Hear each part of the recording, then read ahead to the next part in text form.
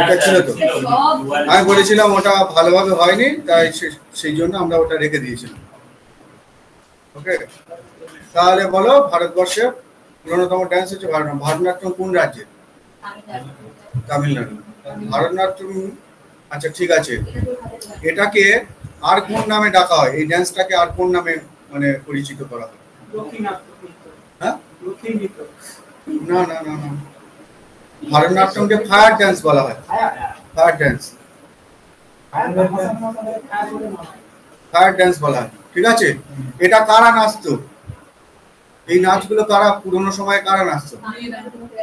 না না না, তোমরা বুঝতে পারছো না। টেম্পেলে থাকতো, ওখানে লেখা আছে সবগুলো। টেম্পেলে কারা থাকতো? দেবদাসী, দেবদাসীরা এসব নাচতো। আমরা সব ইন্ডিয়ান মাইথোলজি অনুসারে এই ক্লাসিক্যাল ডান্স গুলো ভাগ করা হচ্ছে। বলো দেখি, আমি আগের ডেটে ধরেছিলাম, এগুলো তো রিপিট করে ধরছি তোমার নতুন। ভারতবর্ষের ক্লাসিক্যাল ডান্সকে, ঠিক আছে, কটা ভাগে ভাগ করা হয়? পারফেক্ট 8টা। সেটা কার মত অনুসারে? সঙ্গীত নাটক একাডেমি, তাই তো। 8টা নাচের নাম বলতে পারবে এবং সে কোন রাজ্যে রাজ্যে অবস্থিত, মানে এগুলো আছে। একটা একটা করে গুনে গুনে বলো দেখি। আচ্ছা, কত্থক কোথায়? উত্তরপ্রদেশ। কুচিপুড়ি অন্ধ্রপ্রদেশ। উড়িষ্যা। মণিনাট্যম। আমি পড়া কিন্তু ধরবো এরকম ভাবে। আজকে ন্যাশনাল পার্ক দেবো বলেছিলাম, আগে যেটা ন্যাশনাল পার্ক দেবো।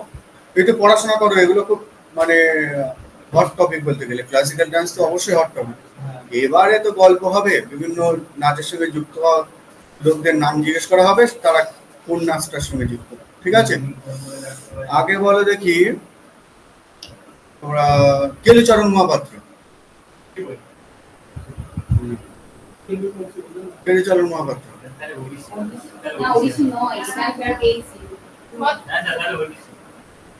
কেলুচরণ মহাপাত্র ওড়িশি, একদম একদম ঠিক বলেছি। পঙ্কজ কি মহারাজ না কি একটা আছে মনে হয়, পঙ্কজ, মোটামুটি পঙ্কজ বলে নাম আছে। বলো পঙ্কজ। হ্যাঁ, না, আচ্ছা দেখবো না, আমি গল্প বলছি। বলো দেখি মিলানিদি সারাভাই। না, ভুলে যাচ্ছে। এগুলো তোমরা তোমরা হচ্ছে ইয়ে করতে গিয়ে বারবার পাও না, যখন হচ্ছে টেস্ট দিতে যাও বা ইয়ে করতে যাও। বলো ভারতনাট্যম, মিলানিদি সারাভাই। হ্যাঁ বলো, একটা করে পাস তো মাঝে মাঝে, এটা পা। আচ্ছা, কিন্তু ব্যক্তিত্বের নাম সবসময় ভুলাই, সত্যি কথা বলছি। হ্যাঁ হ্যাঁ আছে, এগুলো ভুলে যায় যদিও। তারপর বলো দেখি, আরেকটা ধরবো, সিম্পল একজন একজনকে ধরি ঘটনাগুলো। আচ্ছা বলতে দেখি, এই लगन जो तेरी लागे দিওয়ানি হো গই, এই গানটাতে আমি বলছি, এই গানটাতে নাচ ডিরেকশন দিয়েছে ভদ্রলোকের নাম হচ্ছে, এবার মারা গেছে, তার নাম হচ্ছে বিরজু মহারাজ, ঠিক আছে।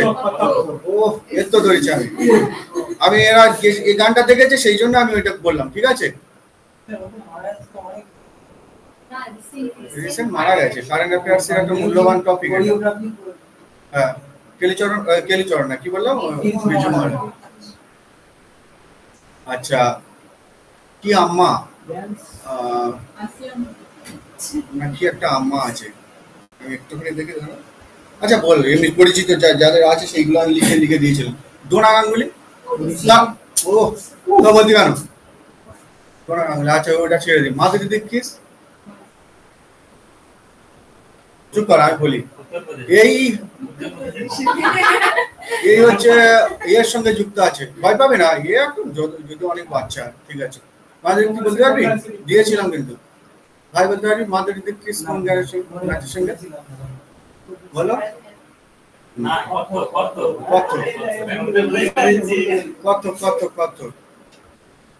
কত মাধুরী দীক্ষিত পড়েছে ছেলেরা। রীতা গাঙ্গুলি, রীতা গাঙ্গুলি আছে তো, এত করে সব ছটফট করতে হলো বলো? ওর নাম চলে এসেছে। রীতা গাঙ্গুলি আছে তো, দেখেছিস তো রীতা গাঙ্গুলি আছে, রীতা গাঙ্গুলি দেখে যে কোনো জায়গা থেকে করলেও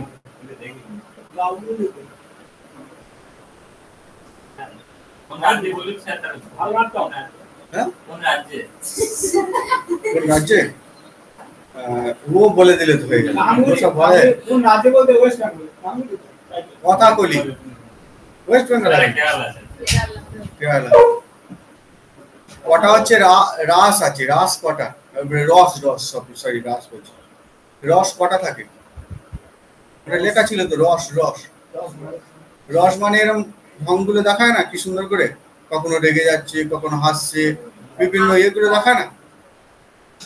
এটা যদিও যারা ড্যান্স শেখে তাদের শেখায় এগুলো, রস গুলো 9টা মতো আছে, 9টা রস আছে, ঠিক আছে।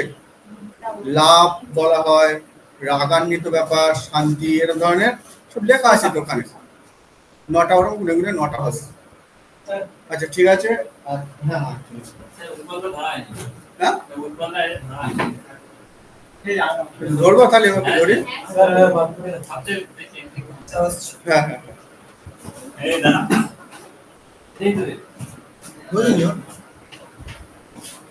ঈশা দেওয়াল আধুনিক নাম।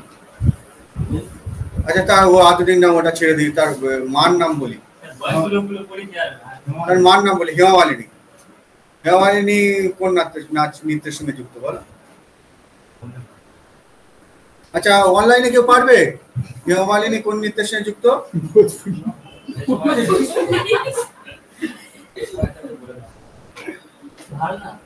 হ্যাঁ ভারতনাট্যম, ভারতনাট্যম। রাজ্য শহরে একজন ছিলেন, নামটা কি ভুলে গেছি, তামিলনাড়ু ডান্সার ছিলেন, ভারতনাট্যম রেড্ডি, রাজা রেড্ডি, কৃষ্ণা রেড্ডি, আমার ঠিক জানি না ওটা।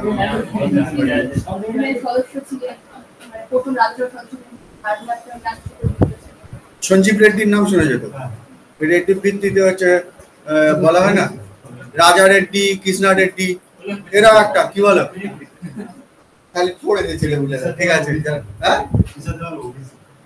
ঈশা দেওয়াল ওড়িশি, ওড়িশি ঈশা দেওয়াল। তার ওর বোনের নাম কি? আসিয়া, অনিশা দেওয়াল, অনিশা মনে, অনিশা দেওয়াল মনে হয় দুই বোন।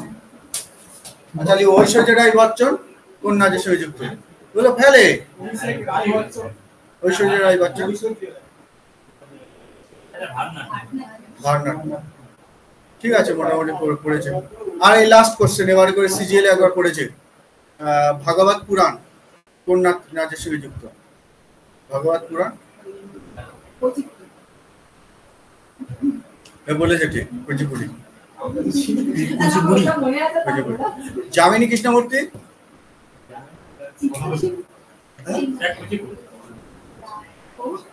কুচিপুড়ি আর ভারতনাট্যম দু জায়গায় উনি যুক্ত আছে। আমি মনে রাখার জন্য আমি বলি যে তামিলনাড়ুর যদি ভারতনাট্যম আর কুচিপুড়ি কোথায়? অন্ধ্রপ্রদেশে, দুটো পাশাপাশি রাজ্য না, ওই এপারেও গিয়ে নাচানাচি করতে, এপারেও গিয়ে যামিনী কৃষ্ণ।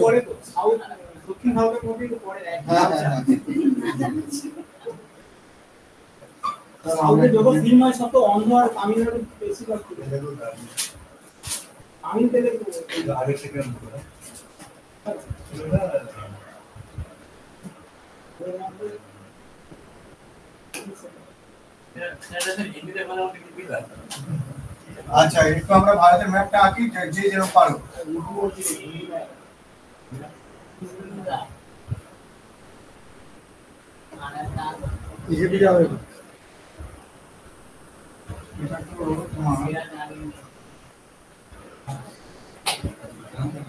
এটা কিন্তু তোমরা এটা বলছি না, তোমরা একটু কি বলে এটা পড়বে কিন্তু, ঠিক আছে?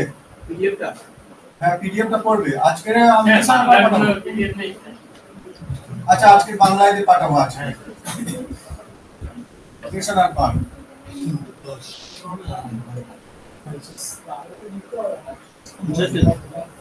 বাংলাতে নিতে হবে না স্যার? নিতে বাংলাতে হবে না? হ্যাঁ হবে হবে। আচ্ছা জিনিসটা নাম আগে ওটা দিয়ে দেবো তোমাকে নিত্যটা। আচ্ছা যাই হোক, এরকম ভাবে একটা রাফ দিয়ে আনলাম, চেষ্টা করলাম আমি রাফ দিয়ে দেখা আর না স্যার চলো। স্যার একটু কালকেটা বাড়িয়ে দিন, চিন্তা নিয়ে নিন, চিন্তা হালকা করে নিয়ে নিন আমাদের দিকে। আচ্ছা আমি শুধু টপিক ইয়েগুলো দেখবো বলে আমি নিলাম, পরপর এগুলো আইডি দেবো। আজকে কি হবে বলো? সময় শেষ। হ্যাঁ 10 মিনিট ধরলাম তোমাদের ট্র্যাডিশনাল জিকে, তাই তো? কি ট্র্যাডিশনাল জিকে আর একটু করে দেবো 10-15 মিনিট মতো? আমি একটু বলে দিই কি বলেছিলেন। ন্যাশনাল পার্ক খুব ইম্পর্টেন্ট একটা টপিক, ন্যাশনাল পার্কটা একটু করে দিই। ওকে আমি বুঝতে শুনি হ্যাঁ আমি বুঝতে শুনি না আমাকে টপিকটা এমনি, হ্যাঁ জাস্ট ওটা এটা তো অবশ্যই হট টপিক। এরপরে তোমাদের আমি বলেছিলাম কি দেবো, এমনি ফ্লক ড্যান্স দেবো না? ফ্লক ড্যান্স কিন্তু পাগল করে দেবে মাথা, তোমরা এত বলছো এই ড্যান্স। না না আমি বলে দিই, ফ্লক ড্যান্স আর ক্লাসিক্যাল ড্যান্সের মধ্যে কি পার্থক্য? লোকনৃত্য, যে কোনো এর কোনো রীতি কারণ নেই, বুঝতে পেরেছো? এসব গাজন টাজন এসব সব পড়ে যায়, ফ্লক ড্যান্স এগুলো পড়ে যায়, ঠিক আছে? ডান্সার হয় নিচে যেমন আছে সবাই যাত্রা রাতে এগুলো সব পড়ে যায়, এগুলো ফ্লক ড্যান্স বলা হয়। ওকে ফ্লক ড্যান্স গুলো এমনি স্থানীয় নৃত্য, এবং যে আদিবাসীরা টুকটাক বিয়ে আসতে, বাচ্চারা জন্মগ্রহণ করলে অনেক জায়গায় বিভিন্ন ধরনের নাচের পরিস্থিতি আছে। ওটা বলি তাহলে তোমাদের ফ্লক ড্যান্সের, এরপরে আমি ফ্লক ড্যান্স কথা নিয়ে লাভ নেই। আমি একটা পিডিএফ দিয়ে দেবো, কেউ লেখার দরকার নেই, ঠিক আছে? আমি কি বলেছি 5-20 পর্যন্ত পড়াবো। ওকে তারপরে আমরা জিওগ্রাফিতে ধরবো। প্রথমে আন্দামানের নিকোবর দ্বীপপুঞ্জ থেকে শুরু করছি, নিচে থেকে উঠছি। আন্দামানের নিকোবর দ্বীপপুঞ্জে কারা থাকতে পারে, কতগুলো ন্যাশনাল পার্ক আছে? ওখানে যতগুলো তোমরা পাবে বটন, ঠিক আছে? বটন নামে যতগুলো ন্যাশনাল পার্ক পাবে, আমি বলছি কয়েকটা নাম। যেমন আমি ওরকম ভাবে কোনো ন্যাশনাল পার্কের নাম মুখস্থ করিনি, শুধু পেছনে বটন পাচ্ছি, সেইগুলো হচ্ছে আন্দামানের নিকোবর দ্বীপপুঞ্জ বলে অভিহিত করেছি। যেমন আমি তোমাকে কয়েকটা নাম বলছি, শোনো। কোথায় গেল এটা? মিডল বটন, ঠিক আছে? তারপর হচ্ছে উত্তর বটন, তারপর দক্ষিণ বটন, এরকম করে যেগুলো আছে সেগুলো তোমার সব কটা পড়বে আন্দামান আর নিকোবর দ্বীপপুঞ্জ। আমি এখানে টিপস কিছু দিয়ে দিচ্ছি। বলছি মাউন্ট হ্যারি গালাগালি দেয় রানী ঝাঁসি ও মহাত্মা গান্ধীকে এবং ক্যাম্পে। অ্যাকচুয়ালি ইংরেজ লোক মাউন্ট হ্যারি, ঠিক আছে? মাউন্ট হ্যারি ও গালাগালি করছে যে ঝাঁসি রানী বহুত চালাক এবং মহাত্মা গান্ধীও বহুত চালাক, তিনি গালাগালি করছে ইংরেজ হিসেবে, ঠিক আছে? এই টাকা লাইন তুমি যদি মনে রাখতে পারো, আন্দামান নিকোবর দ্বীপপুঞ্জে শুধু বটান আর মাউন্ট হ্যারি, ঠিক আছে? মাউন্ট হ্যারি এবং সে গালাগালি দিচ্ছে কাকে? মহাত্মা গান্ধী আর রানী ঝাঁসি রানীকে ক্যাম্পে বসে। ওরা তো সব ক্যাম্প করতো, ক্যাম্প মানে একটা তাঁবুর ভেতর বসে। ওকে এবার দেখো তোমরা অনায়াসে পারবে। ক্যাম্পবেলে ন্যাশনাল পার্ক, ক্যাম্প হয়ে গেল ক্যাম্পবেলে ন্যাশনাল পার্ক। আচ্ছা আমি বেশি সময় নেবো না, টাইমটা দেয় করি 20। গালাদিয়া, গালাগালি দেয়, বলেছিলাম গালাগালি, ঠিক আছে? একবার করে পড়বে মুখস্থ হয়ে যাবে। গালাদিয়া। Mahatma Gandhi marine national park, ঠিক আছে? দেখ মহাত্মা গান্ধী কথাটা থাকলে তুই বুঝতে পারছিস সেটা কোথায় থাকবে? আন্দামানের নিকোবর দ্বীপপুঞ্জে, বুঝতে পারছিস সবাই? আচ্ছা তারপরে আর মিডল বটন বলে দিলাম, দক্ষিণ উত্তর বটন এগুলো নিলাম নেই। Mount Harriet national park, Mount Harry বলেছিলাম মানে হচ্ছে ইংরেজ, ঠিক আছে? বললেন দেখি সেন্টেন্সটা কি বললাম এই মাত্র? মাউন্ট হ্যারি গালাগালি দেয় রানী ঝাঁসি রানী এবং মহাত্মা গান্ধীর ক্যাম্পেতে, বা ক্যাম্পে বসে বলতে পারি, যা করে নিজে মনে রাখতে পারিস নিজের মতো সেন্টেন্সটা, ঠিক আছে? এটা মনে রাখবে তো? আর তার সঙ্গে রানী ঝাঁসি রানী। আর এটা তো স্যাডেল পিক কথাটা প্রচুর পড়েছি। স্যাডেল পিক কি? সর্বোচ্চ এইটা আমি টিক্সের মতো রাখি, হ্যাঁ টিক্সগুলো পাশে লেখা আছে, দরকার নেই, টিক্সগুলো লেখা আছে, আমি দিয়ে দেবো এক্ষুনি, মানে ক্লাস শেষে তোমাদের দিয়ে দিই, সব আগের থেকে দিয়ে দিয়েছিল। এটাই ভালো ফোন, আমি বাড়ি যাওয়ার ভুলে যাই এপার ওপার থেকে, ঠিক আছে? এখানেই দিয়ে দেবো আমি। বলো তাহলে তোমাকে যদি আন্দামান নিকোবর দ্বীপপুঞ্জ থেকে হঠাৎ করে একটা প্রশ্ন করা হয়, যে বলা হয় যদি ঝাঁসি রানী এটা কোন ন্যাশনাল পার্ক কোন রাজ্যে অবস্থিত, কোথায় অবস্থিত, তাহলে তুমি অনায়াসে বলে দিতে পারবে। ঠিক আছে, এটা ক্লিয়ার হয়েছে তো? এই কটা মনে রাখলে, এই কটা কি সব কটা দেওয়া আছে এর ভিতরে, যতগুলো আন্দামানের নিকোবর দ্বীপপুঞ্জ আছে সব কটা দেওয়া আছে, মুখস্থ হবে। এরপরে আছে অন্ধ্রপ্রদেশ। ঠিক আছে, অন্ধ্রপ্রদেশটা আমি কি করেছি, অন্ধ পাপি শ্রী ভেঙ্কটেশ্বর রাজের লিখেছি না কি বলে, রাজের না, ভেঙ্কটেশ্বর রামের শরণাপন্ন। ও আচ্ছা, অন্ধ পাপি শ্রী ভেঙ্কটেশ্বর রামের শরণাপন্ন। এইটা মনে রাখলে এখানকার সব ন্যাশনাল পার্কগুলো মনে থাকবে। অন্ধ পাপি, ঠিক আছে, অন্ধ মানে অন্ধ্রপ্রদেশ দিয়েছি, পাপি মানে আমি বলে দিচ্ছি কি বলবো পরপর। কি হচ্ছে অন্ধ পাপি হচ্ছে কি বললাম, ভেঙ্কটেশ্বর রামের শরণাপন্ন হয়। ঠিক আছে, চলো এবার হয়ে যাবে। পাপিকুন্ডা ন্যাশনাল পার্ক অন্ধ্রপ্রদেশে। ঠিক আছে, আচ্ছা, আর যারা অন্ধ হয় এমনিতে তোমরা জানো, এমনি চোখ টোক বন্ধ বলে, আমি পূর্বজন্মে কি পাপ টাপ করেছি সেই জন্য আজকের এই পরিস্থিতি আমার। যারা তো অন্ধ মানে তো সর্ব, অ্যাকচুয়ালি তুমি বোবা হও পাই হোক, কিন্তু চোখটা মানুষের খুব প্রয়োজনীয় জিনিস। তোমরা কি মনে করো চোখ বন্ধ করে যদি 1 ঘন্টা থাকো কেমন লাগে, তাই না? আমরা সবসময় পৃথিবীটাকে দেখছি, কিন্তু তারা ঘুমাই তখন তো 1 ঘন্টার বেশি চোখ বন্ধ। না, ওটা ঘুমানোর সময় এমনি। আমি ওই কথা বলছি না, তুমি যারা সাপোজ তোমার চোখটা নাই থাকলে তুমি কেমন অনুভব করতে, সত্যি করে একটা সব দিক থেকে অভাব অনুভব করতে না, রাস্তাঘাটে চলাফেরা নানা দিক থেকে অসুবিধা হতো, তাই না? যাই হোক, আমি টিপস থেকে কথাটা বললাম। তাহলে কি হচ্ছে, যেটা হচ্ছে রামেশ্বর, ওটার আবার রাজীব গান্ধী বলে লেখা আছে, আমি ওটা দিইনি, রামেশ্বর শ্রী ভেঙ্কটেশ্বর মনে থাকবে। এই কটা পড়লে তুমি অনায়াসে বলে দিতে পারবে। রামেশ্বর মানে রাম, ভেঙ্কটেশ্বর মানে ভেঙ্কটেশ্বর, পাপি মানে পাপিকুন্ডা, হয়ে গেল সব কটা। কি হবে তো এই কটা? অন্ধ্রপ্রদেশ হয়ে গেল। অরুণাচল প্রদেশ কি হবে, অরুণ নামের মৌলি, এরকম একটা মনে রেখেছি, অরুণ নামের মৌলি। মৌলি মানে হচ্ছে অরুণ নামের মৌলি, মৌলানা সাহেব টাইপ বলা হয় না, অরুণ নামের মৌলি। ঠিক আছে, মুখস্থ হবে তো? এটা কোথায়? অরুণাচল প্রদেশ, অরুণ নামের মৌলি। নামদাপা আর হচ্ছে মৌলিং এরকম করে লেখা আছে। ওকে, তাহলে তিনটা আমি বলে দিলাম। কি বললাম? আন্দামান নিকোবর দ্বীপপুঞ্জ, এগুলো সব দিয়ে দেওয়া হবে ভাই, লেখার কোনো দরকার নেই, এগুলো সব পিডিএফ এ থাকবে। তাহলে হ্যাঁ, একবার করে তোমরা এই প্রেজেন্টটা আসো, ভালো লাগবে, আমাদেরও পড়াটা একটা ইন্টারেস্ট লাগবে সবাই, আর সবাই থাকলে ভালো লাগে, বুঝতে পেরেছো? এই চাকরি পাওয়ার ব্যাপারটা আমি একটা কথা বলি, রেগুলারিটি মেইনটেইন করা খুব খারাপ ব্যাপার, একটা জানবে খারাপ না, মানে হচ্ছে যথেষ্ট কঠিন জায়গা, রেগুলারিটি মেইনটেইন হয় না। ভাই পড়ায় দেখবে তুমি রেগুলারিটি মেইনটেইন করছো, আজ শরীর খারাপ, অবশ্যই আমি তো নিজে পড়তে গিয়ে আমি এই করিয়ে যাচ্ছি, তো আজকের অসুস্থ অনুভব হলো, আমি সকালবেলা পড়িয়েছি, ফের আবার তোমাদের পড়াচ্ছি। হ্যাঁ, আর গরম পড়েছে তো, রেগুলারিটি মেইনটেইন করাটা কম্পিটিটিভ লেভেলে খুব মানে হচ্ছে চাপের ব্যাপার, যে করবে সে চাকরি পাবে, 1 বছরের ভিতর হয়ে যায়, বেশি তো কিছু নেই, একটু অঙ্কটা করতে হয়, অঙ্ক আর ইংরেজিটা ফলো করলে। তাই চাকরির ক্ষেত্রে বলছে তোমার গতি হোক খরগোশের মতো না, কচ্ছপের মতো হোক, কিন্তু হচ্ছে এমন স্লো হবে যেটা হচ্ছে যেটা শামুকের মতো যেন না হয়। শামুকের গতিকে কি বলা হয় ইডিয়ামে? স্নেল পেস বলে অভিহিত করা হয়, ইডিয়াম ভাষায় তো বলা হয়। স্নেল পেস মানে বড্ড স্লো, এক্সট্রিমলি স্লোলি। ওকে, এগুলো ইডিয়াম পড়ে, বিশেষ করে ভালো ভালো ইডিয়াম আছে। তোমার গতিবেগ অবশ্যই হতে হবে কি কচ্ছপের মতো হোক, কিন্তু বাট যা শামুকের মতো আবার ধীরে হয় না, আবার বহুত জোরে হলে তো খুব ভালো।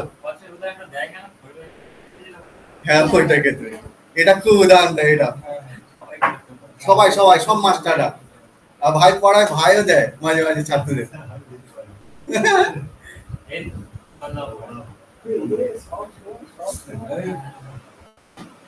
নামদাপা আমরাও পড়াই, আমরাও টুকটাক পড়াই, নিজের ধরে ছিল। আচ্ছা ঠিক আছে, 4টে হলো, 5টা দিয়ে আমি স্টপ করবো। ওকে, এবারে আসামের কি আছে? এই কথাটা মনে রাখলে হয়ে যাবে। আসামে নেমে রাজীব রাইমাকে দিল পাটকই। পাটকই একটা পাটকই, কই যে কই মাছ বলা হয় না, আসামেতে নেমে রাজীব রাইমাকে দিল পাটকই। হয়ে গেছে সবকটা। এবার দেখো ও ডিব্রুগড় তো তোরা জানি, ডিব্রুগড় হচ্ছে আসামে অবস্থিত, এটা তো সবাই জানি, এটা দিইনি আমি এটার মধ্যে। কাজিরাঙ্গা সবাই জানিস, আমি যেগুলো জানি সেটা। শিমলিপালটা হবে না, শিমলিপালটা উড়িষ্যা, ঠিক আছে। কাজিরাঙ্গা তোরা জানিস কি? কাজিরাঙ্গা টিক্স করা উচিত ছিল। কাজিরাঙ্গা ন্যাশনাল পার্ক সবাই জানে আসামে, মানুষটা জানে সবাই আসামে। আসামে এই তিনটা পরিচিত আছে, যেগুলো পরিচিত নেই সেইটার ভিতর দিচ্ছি।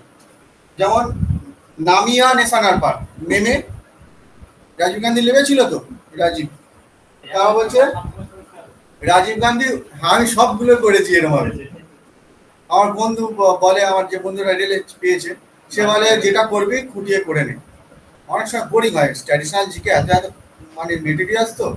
এই আমি যেমন তোমাদের জন্য হচ্ছে তোমার এবং আমার স্বার্থে করছি এই ফ্লক ড্যান্স, মানে মাথা খারাপ হয়ে যাচ্ছে। কালকে রাত 2টো পর্যন্ত করেছি, আমি ভেবেছিলাম আজকে ফ্লক ড্যান্স দেবো, না পারলাম।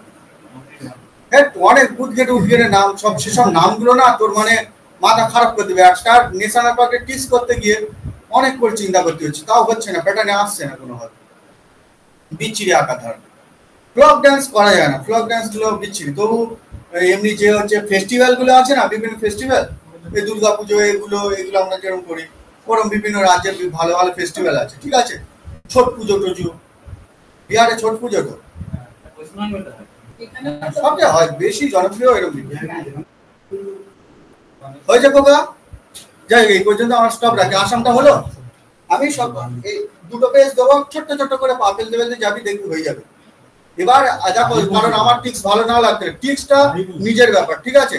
আমি এখন করলে হয়তো এই টিক্সের অপোজিট আমার করতে হয়তো পারে, ফলে যার যেটা মনে হবে যে হ্যাঁ এটা করলে আরো ভালো হয়, আমাকে আমার তখন হয়তো বেনেতে যেভাবে কেটেছে সেইভাবে আমি করেছি, ঠিক আছে। নিজেরা একটু পড়ে নিবি। বাল্মীকি ন্যাশনাল পার্ক কোথায় অবস্থিত? বিহার। এটা আর কোনো টিক্স করিনি, ওকে। হয়ে গেছে, এই তো 5টা হয়ে গেল। মানে আসাম, বিহার দিলাম। এই দেখো এটা আরে বলে দিই, ছত্তিশগড় ন্যাশনাল পার্কটা দেখো, গরুর ঘাস ইন্দ্রাবতী ক্যাঙ্গারুকে দেয়। এইটা মনে রাখলে তোমার হয়ে যাবে। এটা জাস্ট আমি বলি, এগুলো আমিও ভুলে যাই অনেক সময়, আমি সত্য ঘটনা বলছি। এগুলো কিছু কিছু সময়ের জন্য তোমাকে রিপ্লেস করার জন্য, জাস্ট ফর মনে একটু আনন্দ দেওয়ার জন্য, যে এত সহজ মুখস্থ হয়ে যাচ্ছে কিন্তু থাকে না, বারবার তোমাকে রিপিটেশন। এবার তুমি এইটা যদি রাখো তাড়াতাড়ি হয়ে যায়, ভুলে যাবে। তুমি প্রথম যখন করবে এই রাজ্য মনে হয়, ওই রাজ্য মনে হয়, এই ঘটনাটা 2বার 4বার একবার করে নিয়ে এমসিকিউ প্র্যাকটিস করে, ইউটিউব হোক বা তুমি কোনো একটা সাইট থেকে তুমি এমসিকিউ করো, দেখো তোমার সেটা ভালো মাথায় থেকে যাবে। এটা হচ্ছে কম সময়ে ভালো হচ্ছে ফলাফল পাওয়ার একটা পদ্ধতি, ঠিক আছে। প্রথমে কিছু করে নেবে, নিয়ে তার এমসিকিউ প্র্যাকটিস করো, দেখো তোমার মাথায় সেগুলো ভালো মতো থেকে যাবে। সবাই তো ফোন টোন নিয়ে ব্যবহার করো, তাহলে অবশ্যই পারবে এমসিকিউ প্র্যাকটিস করতে। এবার চলো আমরা ভূগোলের ভিতরে আসি। আমরা আজকে কি করবো বলো তো? আগের দিনে আমরা সমভূমি কমপ্লিট করেছিলাম, আজকের কি করবো? আজকের হচ্ছে উপদ্বীপীয় মালভূমি নিয়ে পড়াশোনা করবো। উপদ্বীপীয় মালভূমি পারফেক্টলি বলা এইটাকে, এই অংশটা ত্রিভুজাকৃতি, এই অংশটাকে বেশিরভাগ উপদ্বীপীয় মালভূমি, কারণ এখানে দাক্ষিণাত্য মালভূমি আছে না। তার সত্ত্বেও এর কিছু কিছু অংশ নয়, এখানে কিছু কিছু মালভূমি অবস্থিত আছে। এই মালভূমিটা করতে নাম দিয়েছে উপদ্বীপীয় মালভূমি। এই মালভূমিটা করতে যতটা তোমার সময় ব্যয় হবে এবং যত কম করতে হবে, কিন্তু এই জায়গাটা তোমার মাথা গুলিয়ে যাওয়ার সম্ভাবনা আছে। আমি স্টেপ বাই স্টেপ বলি, জিনিসগুলো দেখার চেষ্টা করবো। ফার্স্ট আমরা এখানে কি করেছিলাম বলো, ম্যাপ অনুসারে আমি ছোট করে এই দিকে আনবো। আরাবল্লী পর্বত ছিল, আর আরাবল্লী পর্বতের এই সাইড অর্থাৎ হচ্ছে পূর্ব সাইডে আমরা কিভাবে করেছিলাম, বিহারের থলি বলে এটা উল্লেখ করেছিলাম। প্রসঙ্গ বলে দিচ্ছি একটুখানি। বিহার মানে কি? বাগা, রোহি, থালি, তারপর কি ছিল হামাদা, তারপর ছিল তোমার মহেশস্থলী, এগুলো আমরা পড়েছিলাম। এবারে এই পারে মানে আরাবল্লী পর্বতের পূর্ব প্রান্ত এটাকে বলা হয়, ঠিক আছে। এখানে কিছু মালভূমি অবস্থান করছে, যেমন আমরা প্রথমে এই মালভূমিটা করবো, ছোট ছোট করে বলছি আঁকছি।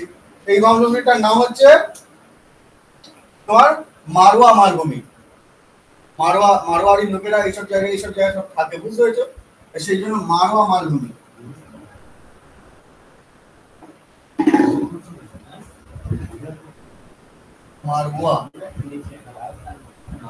মারওয়ার মালভূমি, ঠিক আছে? এটাকে মারওয়ার মালভূমি বলা হয়। এই জায়গাটায় এর অবস্থান কিরকম ভাবে তুমি সিচুয়েটেড করবে বলবে, আরাবল্লী পর্বতের পূর্ব দিকে অবস্থিত, ঠিক আছে? যেখানে হচ্ছে যে পূর্ব দিকে অবস্থিত উঁচু নিচু যে নিস এবং গ্রানাইট শিলা দ্বারা তৈরি, এগুলো তোমাদের মুখস্থ করতে হবে, আমি পিডিএফ দিয়ে দিচ্ছি তো সবার। নিস এবং গ্রানাইট শিলা দ্বারা তৈরি যে মালভূমিটা আছে সেটাকে বলা হয়, কি বলা হয়? মারওয়া মালভূমি, ঠিক আছে? এই মারওয়া মালভূমিটা সাধারণত নিস এবং গ্রানাইট শিলা দিয়ে বললাম। এর উপর থেকে বাঁশ নদী বলে একটা, বাঁশ এবং বাঁশ নদী উপনদীগুলো এর উপর থেকে বয়ে গেছে। তাহলে কটা পয়েন্ট আমার মনে রাখতে হবে, যে মারওয়া মালভূমিটা হচ্ছে আরাবল্লী, স্টেপ বাই স্টেপ করবে, এখান থেকে আসছে, মানে বিন্দু পর্বত আমি আনছি, বিন্দু পর্বতের ব্যাপার আসবে পরপর। তাহলে মারওয়ার মালভূমি, মারওয়া ইংলিশে লিখলাম, ঠিক আছে? মারওয়ার মালভূমি তোমাদের সব এই পেজটার উপর আছে, এই জায়গাটায় ইংরেজি লিখে দিচ্ছি, ঠিক আছে? মারওয়া প্লেটও। তাহলে মারওয়ার মালভূমির অবস্থান আমরা বুঝে গেলাম। এটা কি শিলা দিয়ে গঠিত? এটা সাধারণত গ্রানাইট এবং নিস শিলা, এখান থেকে বাঁশ নদীগুলো বয়ে গেছে, তাই তো?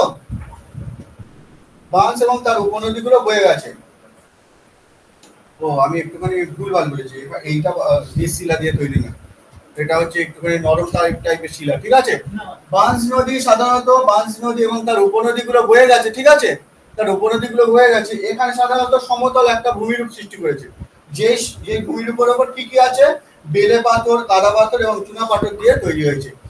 তাহলে এই কটা প্রসঙ্গ মুখস্থ থাকবে মারওয়া মালভূমি থেকে।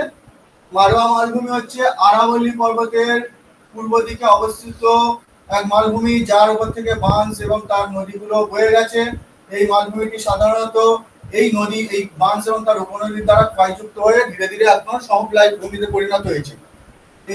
এই ভূমির উপর যে শিলাগুলো দেখতে পাওয়া যায় সেগুলো হলো বেলে পাথর, চুনা পাথর, আর একটা কি বললাম,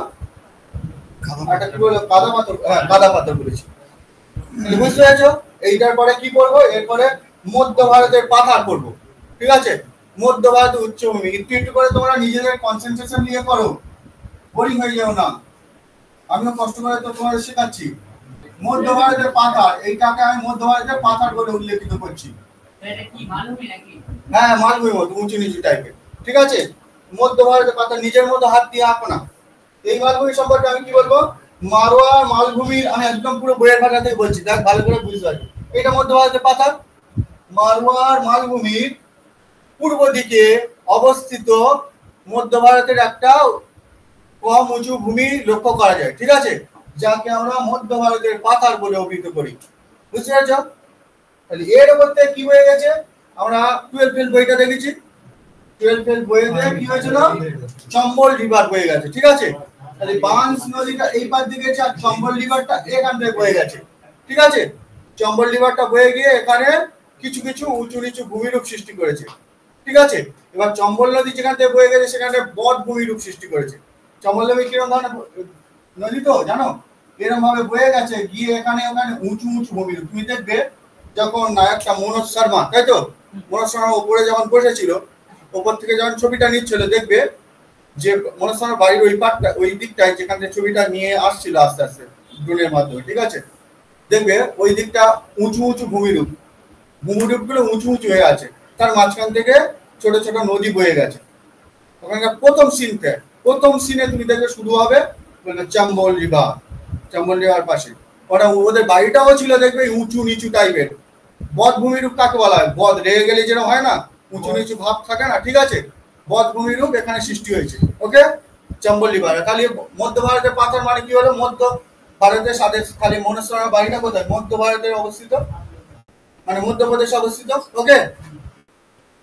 তাহলে আমি পরপর বইয়ের ভাষায় বলি ঘটনাটা, কি বোরিং হয়ে যাচ্ছে নাকি? মারওয়ার উচ্চভূমির পূর্ব দিকে অবস্থিত এই উচ্চভূমি মধ্য ভারতের পাথার নামে পরিচিত। এটাকে মধ্য ভারতের পাথার নামে পরিচিত করা হচ্ছে। চম্বল নদী ও তার কোস্ট উপত্যকা অঞ্চলে এটি অবস্থিত। এখানকার গোলাকার পাহাড়গুলি প্রধানত বেলে পাথর। গোলাকার পাহাড় মানে দেখবে এরকম উঁচু উঁচু ছিল, তুমি একটু মানে মুভিটা গিয়ে একটু দেখবে, ওই যখন হবে এরকম উঁচু উঁচু, এখানে সব ঘাস পাড়া মানে হয়েছিল, এখানে হচ্ছে বনভূমি, ছোট ছোট বনভূমি হয়েছিল, এদের মাঝখান থেকে নদীটা এইভাবে হয়ে গেছে। বনভূমির কি বলে তো দেখি, ধরো আমরা কোনো একটা অঞ্চলে, ধরো তোর দেখতে অসুবিধা হচ্ছে নাকি? বনভূমি কি হয়, আমরা যখন মাঠেতে কাজ করি না বর্ষার সময়, বর্ষার ধান তুলে আনি আর পায়ের ছাপ ছাপ পড়ে যায়, তো ওইগুলো যখন শুকিয়ে যায় তখন বড় বড় গর্ত গর্ত হয়ে থাকে না, এটা ঠিক এরকম টাইপের বনভূমি। আর ওইসব রাস্তা থেকে, ওইসব পথ থেকে হাঁটতে প্রচুর, খালি পায়ে থেকে হাঁটতে খুব কষ্ট হয় না, কারণ ওই এর ভেতর যদি পা ঢুকে যায়, এইরকম টাইপের বন মানে বিচ্ছিরি, এরকম টাইপের ভূমিরূপ তৈরি করেছে। ওকে, আমি বইয়ের ভাষায় এখানে বলছি তোমাদের, তাহলে বলতে বলতে এখানকার গোলাকার পাহাড়গুলি প্রধানত বেলে পাথর দ্বারা গঠিত। এখানে চম্পল নদী বহির্ভূত হয়ে বনভূমিরূপ সৃষ্টি করেছে। চম্পল উপত্যকা বনভূমি উল্লেখযোগ্য। তাহলে আমি সব কথাগুলো এখান থেকে বলে দিলাম।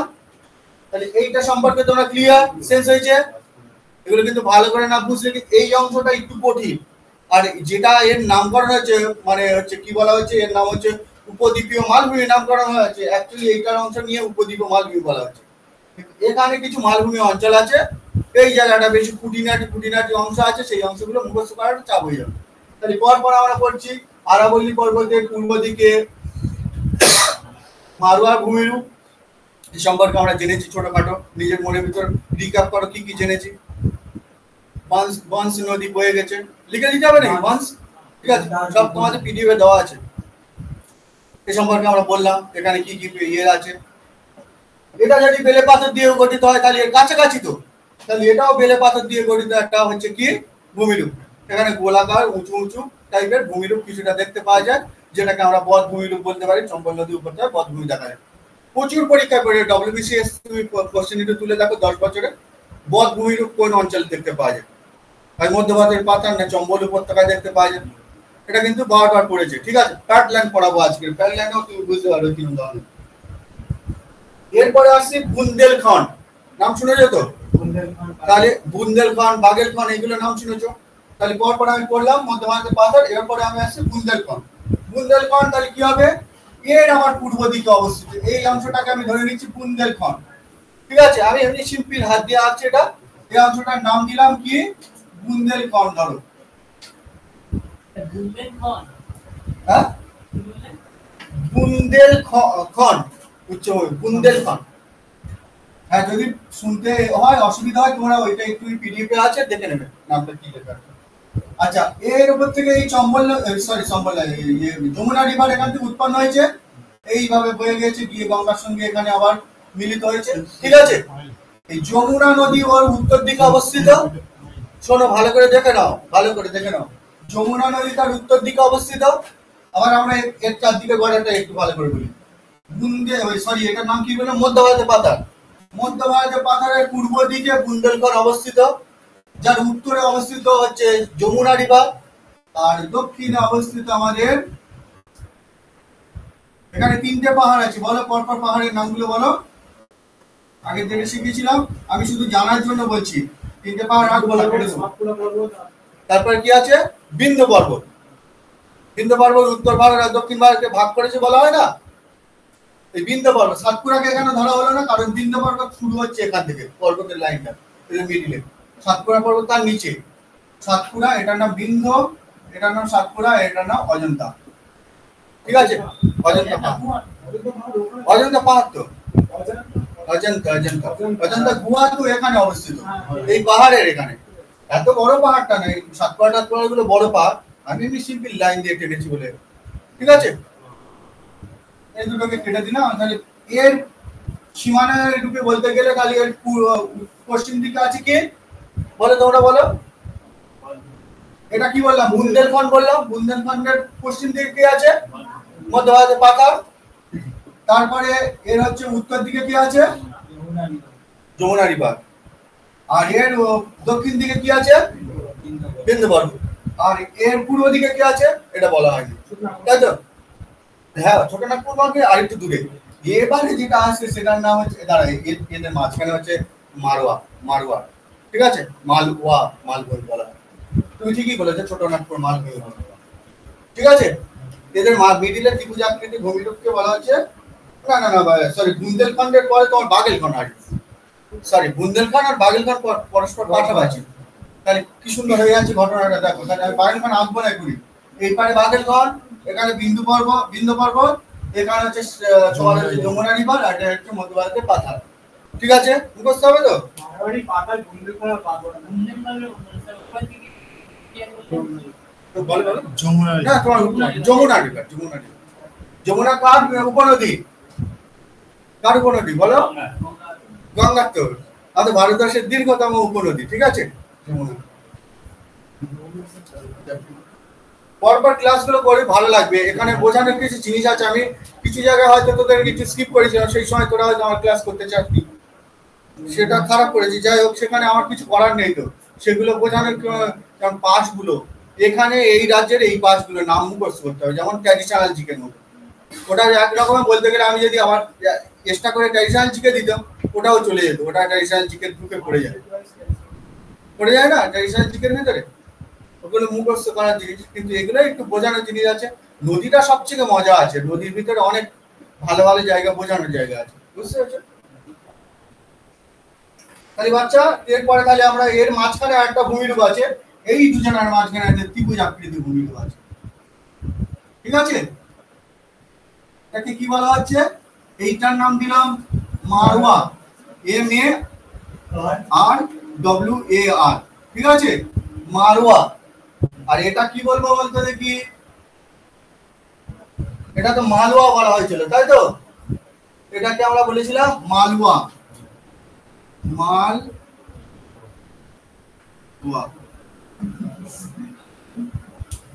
ভাষী কি আছে? মালওয়া, মালওয়া। ওকে, তোমার ছাওয়ালা বড্ড পাকা হয়ে গেছে দাঁড়াচ্ছে। এ সম্পর্কে খালি বলি, যেখানে এঁকেছি সিচুয়েশন দেখে নে কিরকম ভাবে সিচুয়েশনটা হচ্ছে, তুই এখানে দেখলে বুঝতে পারবি। আমি একটা বই থেকে বলবো দেখি, দক্ষিণে বিন্দু পর্বত। হ্যাঁ, দক্ষিণে বিন্দু পর্বত। ঠিক আছে, আচ্ছা। পূর্বে বুন্দেলখন্ড, পূর্বে হচ্ছে দেখ, এই দেখ পূর্বে হচ্ছে কি, এইটা তো বুন্দেলখন্ড বললাম, বাগেরখন্ড বলিনি, কিন্তু বাগেরখন্ড এখন হয় না। আমি লিখে দেবো নাকি জিনিস জায়গাগুলো? বুন্দেলখন্ড বুঝতে পারবি। পূর্বে দেখো বুন্দেলখন্ড, এই দিকটা পূর্ব তো, পূর্ব বুন্দেলখন্ড দেখো বইয়ের ভাষায়। এবং পশ্চিমে আরাবল্লী পর্বত, এই পশ্চিম দিকটা আরাবল্লী পর্বত বলছে। এটাকে তুমি এটাও বলতে পারো যে এখানে পশ্চিম দিকে ঠিক পারফেক্টলি ছবি অনুসারে এটা পড়ে না, বুঝতে পেরেছি? এর বিস্তারটা হয়তো আরো একটু বড় এই মাঝখানের দিকে, বুঝতে পেরেছি? তাই সেই জন্য একে বলছে পশ্চিম। আমি ছোট করে এগিয়েছি হয়তো, এর বিস্তারটা আরো হয়তো বড়, তাই বলছে পশ্চিমে হচ্ছে আরাবল্লী পর্বত। মুখস্থ হবে।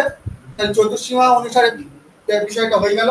আচ্ছা, তারপরে চলো পশ্চিম আরাবল্লী পর্বত। এটা দেখতে কেমন টাইপের? ত্রিভুজ আকৃতি। হ্যাঁ, ত্রিভুজ মতো এগেছি, আমি তো জানি এটা ছবিতে আছে না, ত্রিভুজ আকৃতি। ওকে, কি অসুবিধা হচ্ছে নাকি? ভালো করে বল। এই যে সব জায়গাগুলো থেকে কোশ্চেন আসে, বুঝতে পেরেছিস? এইসব জায়গাগুলো কিরকম খুঁটিনাটি জায়গা দেয়, একদম পুরো যেন বিচ্ছিন্ন একটা টাকচার। তুই আমি আরেকবার রিক্যাপ করে নেবো টোটালি এই জায়গাটা। আমি আজকে শুধু এই জায়গাটা বোঝাবো। দক্ষিণ ভারতের এইসব উপদ্বীপ, যেটা হচ্ছে আমাদের দাক্ষিণাত্য মালভূমি, কর্ণাটক মালভূমি আর তেলেঙ্গানা মালভূমি। তারপরে সাতপুরা পর্বত শেখাবো, পশ্চিমঘাট পর্বত শেখাবো। তো ও আমাকে ডিমান্ড করেছিল যে পশ্চিমঘাট পর্বতে এই অংশগুলো, সব পর্বত বলা যায় না, ও তো বড্ড কুচু হয়ে আছে। কিছু কিছু ইম্পর্টেন্ট পর্বত আমি এখান থেকে বলে দেবো। ঠিক আছে, উত্তর থেকে দক্ষিণে সাজানো অনুসারে ক্লাসগুলো করে থাকো, ভালো লাগবে তোমাদের স্টেপ বাই। আর ছেলেপুলে পড়াবে সবাই টুকটাক এরকম ভাবে বোঝাবে, তারা বুঝতে না চাইলেও তোমরা তোমাদের। হ্যাঁ, প্লেট এইটা অ্যাকচুয়ালি এইটা আসল লোক ছিল, এই লোকটা, এই যে এইটা সবচেয়ে পুরনো। এগুলো সব পেপারে সব জায়গা পাচ্ছি, যা এগুলো সব নবীন ভূকবিদ। আমরা আগের দিনে সমভূমি করেছিলাম, এগুলো সব গঙ্গা নদীর দ্বারা ক্ষয়যুক্ত হয়ে সব নতুন পলি জমা হয়েছে। এই নতুন পলিগুলোকে কি বলা হয়েছিল? হ্যাঁ, খাদা। আর ভাঙ্গার গুলো কি? ভাঙ্গার গুলি না, আজকে তো আমি বলে দিচ্ছি, তুই ভাঙ্গার বললি? আচ্ছা, ভাঙ্গার মানে ভেঙে যাওয়া। কালারটা আগে যেটা বলিনি, হ্যাঁ, জিন্সটা আবার কি? যারা হচ্ছে বয়স হয়ে যায়, তাদের কোমর সব তো ভেঙে চুড়ে যায়, হাড়গোড় তো সব মানে ইয়ে হয়ে থাকে, বয়স্ক লোকেরা না কোমর ভাঙা হয়ে থাকে, ভাঙন হয়ে যায়, করে না? ভাঙ্গারে বয়স্ক। আর খাদারটা তারপরে মনে থাকবে। এবার কালারটা বলে দিই, কিরকম কালার হয়। ভাঙ্গারের কালার কেমন হয়, এটা একটা ভালো লেভেলে পরীক্ষা করেছিল। হ্যাঁ, ওগুলো সব ছবিতে ইয়েতে দেওয়া ছিল। আচ্ছা ধূসর ধূসর কালার বলতে গেলে ওরকম টাইপের বলবো না, সব স্লাইড কালারটা হচ্ছে তোমার হচ্ছে খাদারের কালারটা, স্লাইড মানে হচ্ছে লাইট টাইপের কালার, আর ডিপ কালারটা মানে প্রচুর ডিপ টাইপের কালারটা কোনটা বলা হয়, ভাঙ্গারে কালার। বয়স হয়ে গেলে আমরা যখন যখন কচি কচি থাকি, তোমার যেমন বাচ্চা বাচ্চা আছে মুখে থেকে যেন গ্লেজ বার হচ্ছে, ঠিক আছে, এবার আস্তে আস্তে বয়স হয়ে গেলে আমাদের কি হয়ে যাবে, গ্লেজটা নষ্ট হয়ে যাবে। ম্যাটার এটা নয়, আমি দেখতে শুনতে ব্যাপার থেকে কোনোদিন বিচার্য করছি না, আমাদের তাহলে রাষ্ট্রপতি কখনো দ্রৌপদী মুর্মু হতো না, ঠিক আছে, তাহলে সুন্দরী কাউকে বসানো হতো। সুন্দর এইভাবে বিবেচনা করা হয় না তো। 2000 মনে হয় 23 না 22-এর দিকে এক ভদ্রমহিলা পেয়েছিল সবথেকে কালো, ভদ্রমহিলার নামটা আমি ভুলে গেছি, কি পেয়েছিল ওয়ার্ল্ড, হ্যাঁ মিস ওয়ার্ল্ড বা হচ্ছে, সবথেকে বড় হয়ে গেছে এপিজে আব্দুল কালাম। হ্যাঁ ওইসব কোনোদিন রূপ বৈচিত্র্য নিয়ে, রূপ বৈচিত্র্য কদিনের ব্যাপার, মানে এটা তোমাদের লেভেল থেকে কখনো রূপ বৈচিত্র্য নিয়ে কল্পনা করবে না।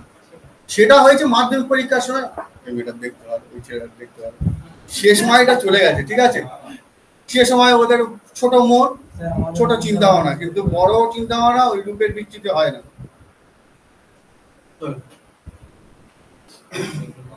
তাহলে আমি পরপর বললাম, বুঝতে পেরেছি, এটা খালি ত্রিভুজ আকৃতির, এই মালভূমি অন্তর্গত নর্মদা নদী, তাপি নদী, বলো তো দেখি এইসব দিক থেকে হচ্ছে তাপি নর্মদা নদী টদীগুলো কি বয়ে গেছে তো, তাপি নর্মদা নদী, তারপর হচ্ছে ইয়ে মাই নদী, এই নদীগুলো হচ্ছে এর উপর থেকে বয়ে গেছে। একটু ধৈর্য ধরে বল, এখান থেকে নদীগুলো হয়তো দেখাতে পাচ্ছি না, সাধারণত এইসব জায়গা থেকে নর্মদা, তাপি, ঠিক আছে, এরকম ভাবে আমি এমনি করে আসছি, ঠিক আছে, নর্মদা, তাপি এইসব নদীগুলো হচ্ছে এখান থেকে বয়ে গিয়ে কোথায় পড়েছে, এটা হচ্ছে আরব সাগরের খাম্বাত উপসাগরে গিয়ে পড়েছে।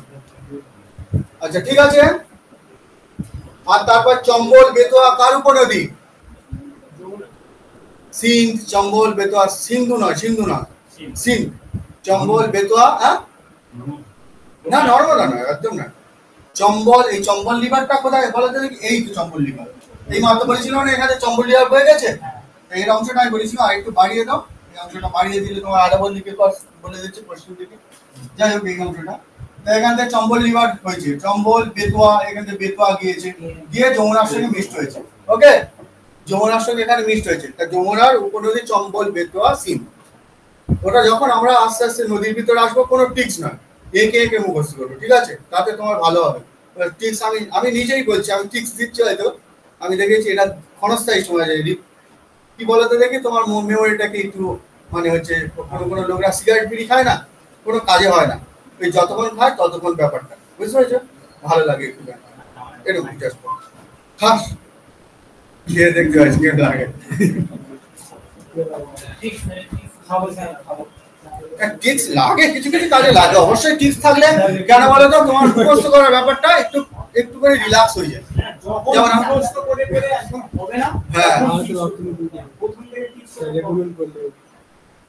হয়েছে কোথা, এইসব ছেলেগুলো দেখো কতটা ভালো আসছে যমুনার সঙ্গে, এই দেখো আমি পরপর পড়ে দিলাম, এটা হচ্ছে লাভা গঠিত একটা কৃষ্ণ মৃত্তিকা গঠন করেছে, এই অঞ্চলটা কালো টাইপের মৃত্তিকা গঠন করেছে, এটা আমি বলে দিলাম, না কনসেন্ট্রেশন দূরে যাচ্ছে, আর কয়েকটা কথাবার্তা আছে, এখান থেকে এবার সরে যাবো এই অংশটা, তাহলে আমাদের টাইম আস্তে আস্তে শেষ হচ্ছে, তোমাদের হয়ে যাবে। এরপরে কি আছে বলো তো, মালব মালভূমি, মালব এদের গ্যাপে ঢুকে গেছিল, তাহলে কি বললাম, বুন্দেলখন্ড, তারপর বাগেলখন্ড হবে, তাহলে এই জায়গাটা বাগেলখন্ড অবস্থিত, বাগেলখন্ড এই জায়গাটা এর মতো করে দিয়ে একটা যে আরেকটু অন্য টাইপের ছবিটা, এই জায়গাটা আমি দিয়ে দিলাম বাগেলখন্ড, বাগেলখন্ডকে কি বলি, এরকম তাহলে স্টার দিয়ে দিই, স্টার নাই, হ্যাঁ এটা বাগেলখন্ড, ঠিক আছে, বাগেলখন্ড দিয়ে দিলাম। নামকরণের কারণ কি স্যার? হ্যাঁ এর এরূপ নামকরণের কারণ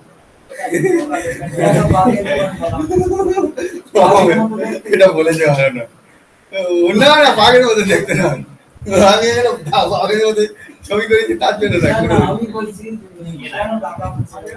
বিভিন্ন জায়গার বিভিন্ন লোকেরা বুঝতেছো, যেমন তুমি আগ্নেয়গিরি স্তম্ভলি নাম পাবে কোন জায়গায়, সে বিভিন্ন হ্যাঁ বিভিন্ন বিভিন্ন, যেমন আমি তোমরা জানো ওপারের দিকে দাঁড়া দাঁড়া নাম বলে, দাঁড়া, আমি নিজেই জানি না ওখানকার লোক, তো আমি জামতলা কি জন্য আমি নিজেই জানি না, অ্যাকচুয়ালি ওখানকার লোকরা মানে প্রচুর কিছু একটা ব্যাপার আছে, কারণ ইন্টারভিউ ধরবে এইসব জিনিসগুলো, তুমি জামতালের লোক তো, বলে কি এখানে জাম টাম পাওয়া যায় নাকি? আসল রহস্যটা একটু জানতে হয়, এগুলো আমরা অতটা জানি না। আচ্ছা, এবার তোমাকে বলি স্থানীয় নাম অনুসারে ওরা লোকেরা নাম দেয়, বুঝতে পেরেছো?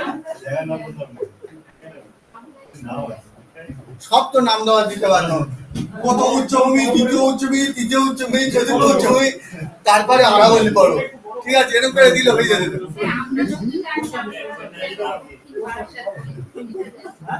তোমার দক্ষিণ ভারতের বাড়ি কোথায় বলো?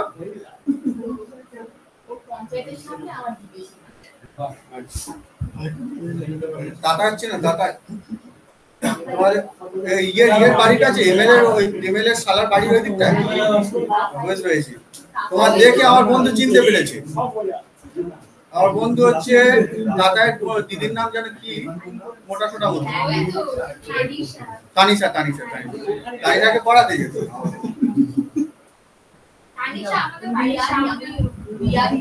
ওই বিশ্ববিদ্যা বলবে, আচ্ছা বিশ্ববিদ্যা বলবে, তানিশা আর একটা মেয়েকে ওখানে পড়াতে যেত, তানিশার সঙ্গে ঘুরতো, তানিশার খুব কাছাকাছি বন্ধু ছিল, এখন তাদের সঙ্গে ঝগড়া যাচ্ছে। আমি বুঝে গেছি নাম জানি। তোমার তাহলে ওখানে বাড়ি? আমি ছবি দেখেছি, আমি বলি এই দেখ আমাদের সব, ও তো কোনোদিন আসেনি, বলে একে আমি চিনতে পারছি তো, এই মেয়েটা ওই তাতাইদের বাড়ির ওই দিকে। আচ্ছা, বিশ্বজিৎ ওখানে অনেকদিন পড়াতে যায়, তুমি বিশ্বজিৎ ডাকে চেনো না মনে না? তাতার দিদিকে জিজ্ঞেস করো।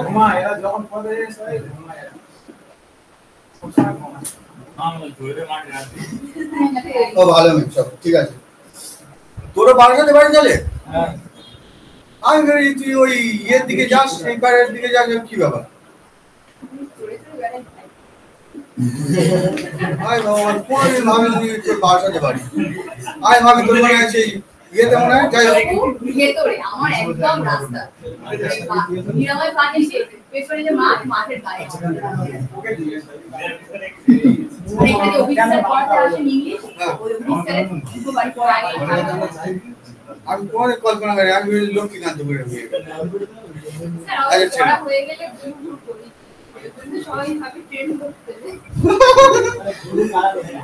ভালো এই সময়টাই পাবি না ভাই আমাদের মতো, আর এইসব ঘরে বসে বসে জীবন নষ্ট হয়ে যাচ্ছে। ঠিক আছে, এটা ভালো, তো পড়াশোনাটা একটু ভালো করে কর, পুলিশ লাইনে আছিস তো, তারপরে হয়ে যাওয়ার সম্ভাবনা আছে।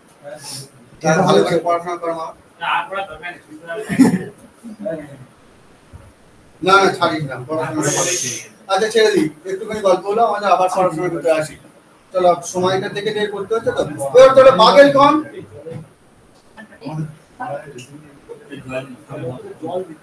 এই বাচ্চারা, এখানে একটা পাহাড় আছে, ঠিক আছে? এখানে একটা পাহাড় আছে, এই পাহাড় থেকে এখানে আমি এমনি আইডেন্টিফাই করে বলছি, এইটাকে মহিকাল পাহাড় বলে। মহিকাল পাহাড় নাম শুনেছি আমরা, যখন নদী পার হবো, নর্মদা নদীর তৈরিগুলো এইখান থেকে উৎপন্ন হয়েছে, মহিকাল পাহাড়, ঠিক আছে? একটু আসছে দাঁড়া, নর্মদা নদী তৈরিগুলো এই মহিকাল পাহাড় থেকে উৎপন্ন হয়েছে। এই যে নর্মদা নদী বলেছিলাম না, এই মহিকাল পাহাড় থেকে উৎপন্ন হয়েছে। এই মহিকাল পাহাড়ে এটাকে মহিকাল পাহাড় বলে দিলাম। আচ্ছা আচ্ছা ঠিক আছে, ঠিক আছে, এটা মহিকাল পাহাড় বলে দিলাম। এই পাহাড়ের কি আছে, এই পাহাড়টার হচ্ছে পূর্ব দিকে অবস্থিত। আমরা এই মাত্র দিয়ে করেছিলাম তো, চলো গুলিয়ে যাচ্ছে। এবারে আমি রিক্যাপ করে দিচ্ছি, চলো এবার চলো এর সম্পর্কে। মহিকাল পর্বতের পূর্ব দিকে অবস্থিত। হ্যাঁ, মহিকাল পর্বত নিজের মতো আপনি ছবি এঁকে নেই, আমার ছবি কিন্তু অতটা গিঞ্জি করে করা নেই, বুঝতে পেরেছো? আপনি ছবি করে নে। পূর্ব দিকে অবস্থিত, এটা হচ্ছে কি বুন্দেলখণ্ড মালভূমির পূর্ব ভাগ গ্রানাইট শিলা দ্বারা, এবং পশ্চিম ভাগটি হচ্ছে বাগেলখণ্ড। এর হচ্ছে পূর্ব ভাগটা হচ্ছে গ্রানাইট শিলা দ্বারা। হ্যাঁ, আমি এটাও জানি, এটা সবসময় জানতাম, এটা একটা পরীক্ষা হয়েছিল।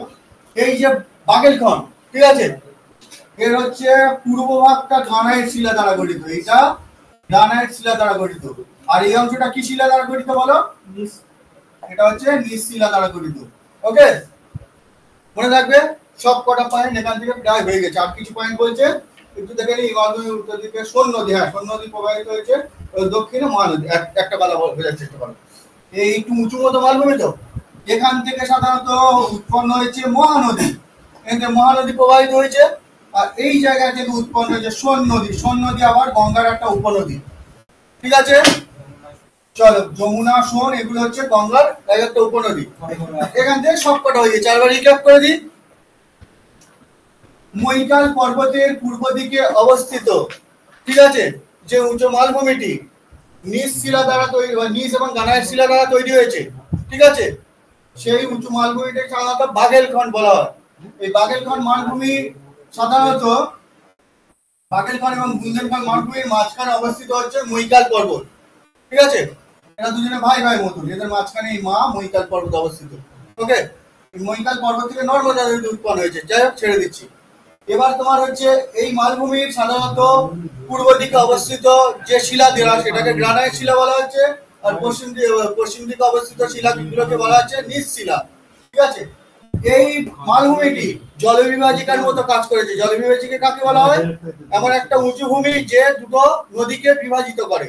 অর্থাৎ এখান থেকে মহানদী প্রবাহিত হয়েছে, মহানদী অবশ্যই নাম শুনেছ মহানদী, আর এখান থেকে সোন নদী প্রবাহিত হয়েছে। এই সম্পর্কে সব বলা হয়ে গেল। ছবিটা মনে রাখবে, ঠিক আছে। বলো, মুখস্থ হয়েছে? বুন্দেলখন্ড হয়ে গেছে। ছোট নাগপুর মালভূমি, আবার ছোট নাগপুর মালভূমি আবার এইদিকে একটু বেশি ঢুকে যাব। ছোট নাগপুর মালভূমি কোথায় কোথায় আছে? ঝাড়খণ্ডে আছে, ঠিক আছে, পশ্চিমবঙ্গের পুরুলিয়ার ভিতর কিছুটা ঢুকে গেছে। ছোট নাগপুর মালভূমিকে বলা হচ্ছে ভারতের খনিজ ভান্ডার। তো এখানে খনিজ পদার্থের পরিমাণ সর্বাধিক বেশি পরিমাণে আছে, ঠিক আছে। এবার তাহলে কি হয়েছে? পশ্চিমবঙ্গের পুরুলিয়ার কিছু অংশ গিয়েছে, ঝাড়খণ্ডকে গিয়েছে, ছত্তিশগড়ের কিছু অংশ নিয়েছে, ঠিক আছে। এটা হচ্ছে তোমার সাধারণত ছোট নাগপুর মালভূমির অবস্থান নিয়ে কথাবার্তা বললাম। এবার ছোট নাগপুর মালভূমি এখানে সাধারণত ছত্তিশগড়, আসতে অসুবিধা হচ্ছে, ঠিক আছে। কারণ সাপোজ এখানে একটা ছোট নাগপুর এদের সব এরিয়ার ভিতরে ছোট নাগপুর মালভূমি একটা বড় মালভূমি অবস্থান করছে। এ সম্পর্কে একটু বলে দিই। বাঘেলখন্ড মালভূমির পূর্ব দিকে, বাঘেলখন্ড মালভূমি মানে এইটা তো বুন্দেলখন্ড, এটা তো মৈকাল, এটা তো বাঘেল। এখানে আর জায়গা নেই বলে আর আঁকবো না, একটু এটা বড় মতো মালভূমি, ঠিক আছে। কারণ আমার রাজ্যগুলো আইডেন্টিফাই করা চাপ হয়ে যাবে, ঠিক আছে। এখানে আসলে তখন বলবো স্যার এটা কোথায় ছোট নাগপুর মালভূমির ভেতরে পড়ছে, সরি ছত্তিশগড়ের ভেতরে পড়ছে, ঠিক আছে। যাক, এইটা মনে করে রাখো, সব পূর্ব অনুসারে ভাগ করা হয়েছে।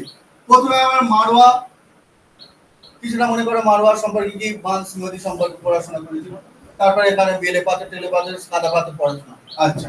তারপরে এখানে মধ্য ভারতের পাথর, এখান থেকে চম্বল রিভার চলে গেছে, তার দ্বারা ক্ষয়যুক্ত হয়ে এটা একটা বেলে পাথরের ভূমিরূপ তৈরি করেছে।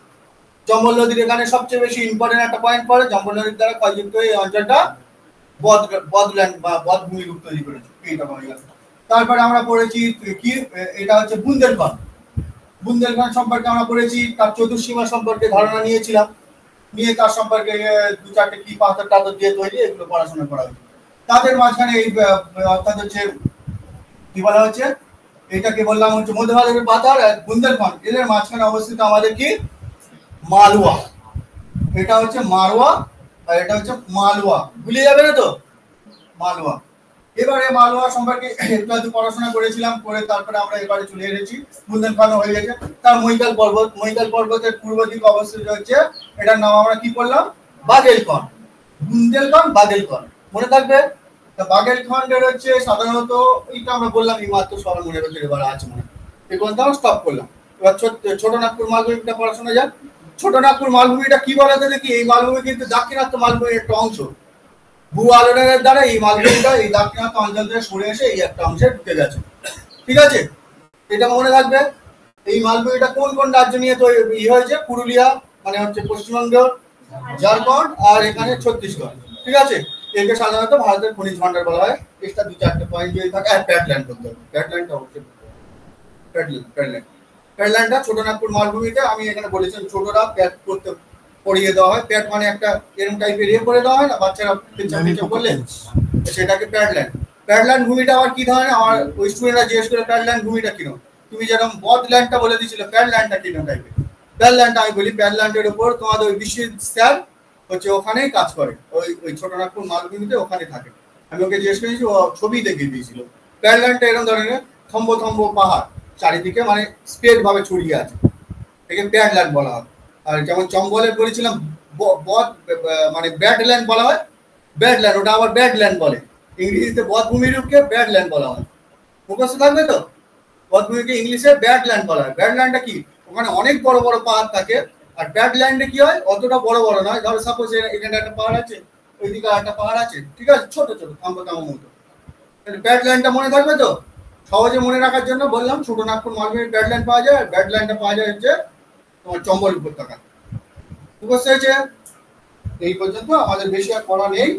হ্যাঁ, আরেকটা অংশ আছে। বলো, এই পর্যন্ত সবার তো ক্লিয়ার হয়েছে তো? এই জায়গাগুলো কিন্তু প্রচুর গুলো, একটু হলেও রাফলি একটা চিত্র তৈরি করে নেই।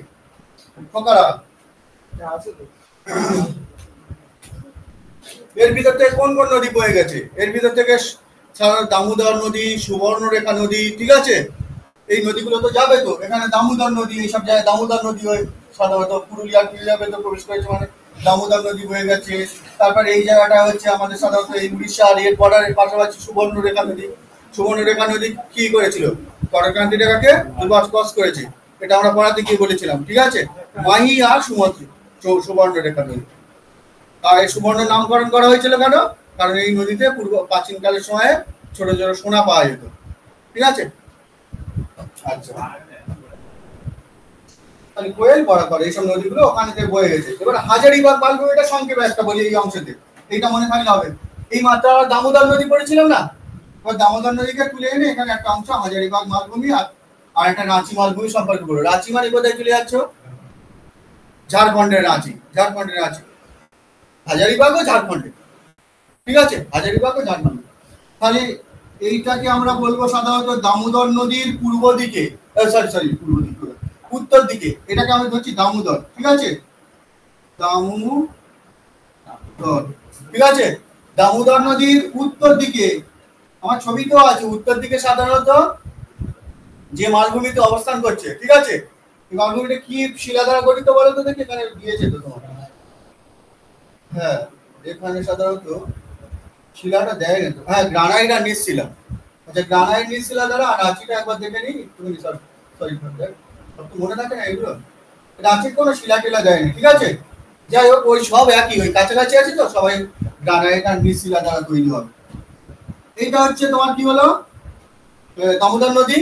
দামোদর নদী, এটা এখানে হাজারিবাগ মালভূমি একটা অবস্থান করছে। আমি এখানে আর জায়গা নেই বাচ্চা দামোদর নদী সম্পর্কে বোঝানোর মতো, ঠিক আছে। এখান থেকে দামোদর নদী ধরো বয়ে গেছে, এই অংশটাকে আমি এখানে দেখানোর চেষ্টা করছি। দামোদর নদীর উত্তর দিকে হাজারিবাগ মালভূমি, আর এই হাজারিবাগ মালভূমির পূর্ব দিকে অবস্থিত একটা উচ্চ পর্বতশৃঙ্গ আছে যার নাম পরেশনাথ পাহাড়। বুঝতে হবে তো? দামোদর নদীর উত্তর দিকে হাজারিবাগ মালভূমি, হাজারিবাগ, ঠিক আছে, হাজারিবাগ মালভূমি। হাজারিবাগ মালভূমির পূর্ব দিকে অবস্থিত পরেশনাথ পাহাড়।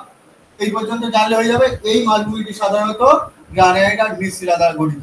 আর এখানে পেনি প্লেন দেখা যায়, কারণ এখানে ছোট ছোট দামোদর নদীর উপনদীগুলো এখান থেকে বয়ে গেছে, গিয়ে এই অঞ্চলটা কি করছে, ক্ষয়যুক্ত করে পেনি প্লেন, কথার অর্থ হচ্ছে সমতল প্রকৃতির ভূমিরূপ, ঠিক আছে। এখানে পেনি প্লেন দেখতে পাওয়া যায়, ওইটাও পরীক্ষা পড়ে। পেনি প্লেন হাজারিবাগ মালভূমি না রাঁচি মালভূমিতে দেখতে পাওয়া যায়, ঠিক আছে। তাহলে হাজারিবাগ মালভূমিতে পেনি প্লেন দেখতে পাওয়া যায়। বুঝতে থাকবে। পরপর পয়েন্টগুলো ফের আবার বলছি। দামোদর নদীর উত্তর দিকে অবস্থিত হাজারিবাগ মালভূমি, যেটি সাধারণত নিশ এবং গ্রানাইট শিলা দ্বারা গঠিত। এই মালভূমির পূর্ব দিকে অবস্থিত হচ্ছে কি পরেশনাথ পাহাড়। এই পর্যন্ত মনে থাকলে হলো। আর এখানে পেরিপ্লেন দেখতে পাওয়া যায়। দামোদর নদীর বিভিন্ন উপনদীর ক্ষয়ের ফলে এই অঞ্চলটা সমতল প্রকৃতির ভূমিরূপ তৈরি করেছে, এটাকে পেরিপ্লেন বলা হয়। ওকে, এবার রাঁচি মালভূমি সম্পর্কে পড়াশোনা যাক। রাঁচি মালভূমিটা একটুখানি এইভাবে আঁকি, কারণ এর উচ্চতা আস্তে আস্তে এই পশ্চিম দিকে বেড়ে গেছে। এর উচ্চতাটা এই দিকে বেড়ে গেছে, ওখানে তোমার যেমন কথা আছে সেই অনুসারে আঁকছি, ঠিক আছে। এটাকে রাঁচি মালভূমি, এটাকে পূর্ব বলা হয়, ইস্ট অঞ্চল এটা, এটা ওয়েস্ট, ঠিক আছে। রাঁচি মালভূমি কি হচ্ছে, দামোদর রিভারের পূর্ব দক্ষিণ দিকে অবস্থিত এক প্রকার মালভূমি, যেটি গ্রানাইট এবং নিঃশিলা দ্বারা, এটা সব একটি রাজস্থান ঝাড়খণ্ডের দিকে অবস্থিত তো, এটিও গ্রানাইট এবং নিঃশিলা দ্বারা তৈরি হয়েছে। ওকে, এইটা তাহলে কি হচ্ছে, এই মালভূমিটি সাধারণত পূর্ব থেকে পশ্চিম দিকে বেশি উঁচু হয়ে গেছে, ঠিক আছে। এবার এটা সাধারণত উঁচু হয়ে যাচ্ছে, মানে এখানে মোনাডনক বলে একটা অঞ্চল আছে দেখা যায়। মোনাডনক কথা অর্থ কি, উঁচু উঁচু নদীর ক্ষয় কাজের ফলে নদীদের যে সমতল ভূমি থাকে না, ধরো একটা নদী এরকম বললাম, এই নদীর ক্ষয় কাজ হয়েছে, এখানে এখানে কিছু কিছু উঁচু উঁচু ভূমি ডিপি ডিপি হয়ে থাকে। ঠিক আছে? দেখো তো কখনো কখনো নদীর এরিয়ায় ঘুরতে ঘুরতে গেলে কি হবে, বালির মধ্যে পাথর টাথর পড়ে একটু উঁচু উঁচু মতো ঢিবি ঢিবি, মানে যেরকম হচ্ছে আমাদের পোড়া উঠেছে, ভোড়া উঠেছে, ঠিক আছে, সমতল জায়গাতে এটা ওরকম পোড়া পোড়া পোড়া পোড়া মতো হয়ে থাকবে, ঠিক আছে? সেইগুলোকে আমরা কি বলে, সেগুলোকে আমরা বলি মোনাডোনো। মনে থাকবে? বলো এই পর্যন্ত তোমার ক্লিয়ার? আর কি টাইম আছে আমাদের? আর টাইম নেই, তাহলে এই পর্যন্ত একটু পড়ে এসো। হ্যাঁ, ক্লিয়ার তো? ভালো লেগেছে ক্লাসটা মোটামুটি?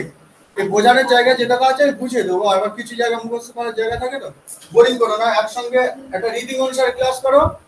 এই দুটো সময়টা তোমার রাখো না জীবনেতে, কতভাবে চলে যায়, একটা দুটো বছর লড়ে রাখো, যে যেমন লাইনে চলে যাবে, যে চলে যাবে, কিন্তু যে জায়গাটা লক্ষ্য নিয়ে এসেছো সেটাকে স্কিপ করো না, তোমরা শুধু মিস করবে না। ওকে, আমাদের যতটা দৃঢ় ইচ্ছা, দেখো অন্যান্য দুটো চারটে ক্লাস ছেলেপুলে থাকলে যতটা আমরা ইয়ে নিয়ে কাজ করি, তোমরা সবাই আছে এখানে, আমি কিন্তু ইয়ে করতে গিয়ে ঘিমে যাচ্ছি মাঝে মাঝে, ভালো লাগছে ক্লাসটা করতে। ওকে, ভালো করে পড়াশোনা করো। চলো, হ্যাঁ আমি নেশার পাঠাবো না, আমি ওয়াইফাই কানেক্ট করে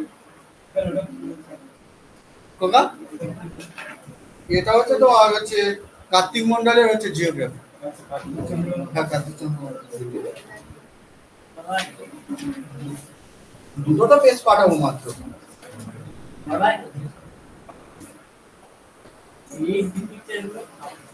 এই দুটো পেজ পাঠাবো, সিম্পল ছবি তুলে পাঠিয়ে দিচ্ছি। হ্যাঁ স্যার, ও পিডিএফ টিটা করার দরকার, দুটো তো পেজ পাঠাবো।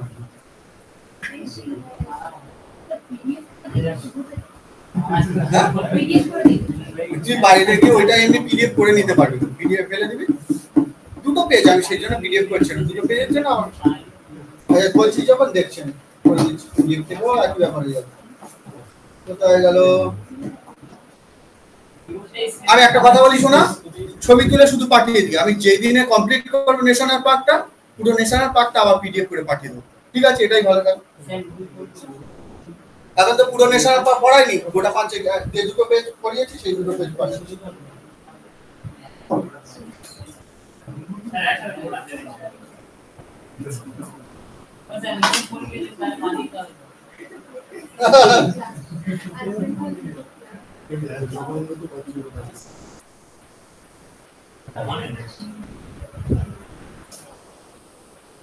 আরে এখানে খুব ডিস্টার্ব হচ্ছিল, আমি বলি একটা ফোন কিনে ফেলি।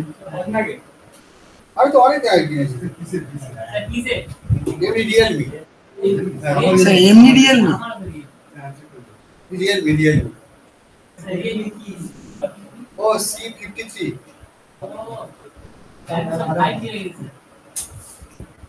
আমার অতটা আমি ফোন টোন ঘাঁটি না তো, আর সত্যি এই সময় না ঘাঁটাই ভালো। তোমরা যতটা ফোন ওই দেখেছো, একটা যে বছর মাধ্যমিকে হচ্ছে ইয়ে পেয়েছে, বলছিল না ফোন অতটা ভালো না, উচ্চ মাধ্যমিকে ওকে আর খুঁজে পাওয়া যাবে না। হ্যাঁ যে ফার্স্ট হয়েছে উচ্চ মাধ্যমিকে ওকে খুঁজে পাওয়া যাবে না। বড় বড়